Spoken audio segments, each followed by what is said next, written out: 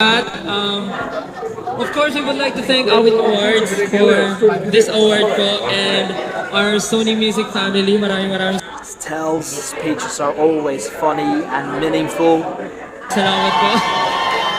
And of course, 1Z Entertainment, thank you so much. And of course, sa mga brothers ko SB19, thank you. Yeah, Gento deserves this. Gento won so many awards, and the song deserves this awards. For the hard work, for everything. Una-una po gusto po namin pasalamat kay God for giving us the strength every day to do our best sa lahat ng gusto namin gawin. And of course, to our fans 18, maraming salamat po.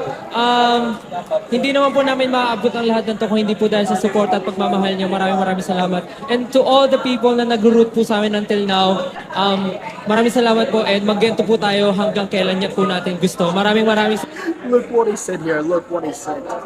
Yo, look. po tayo hanggang kailan niya po natin gusto. Maraming salamat po. Thank you so much!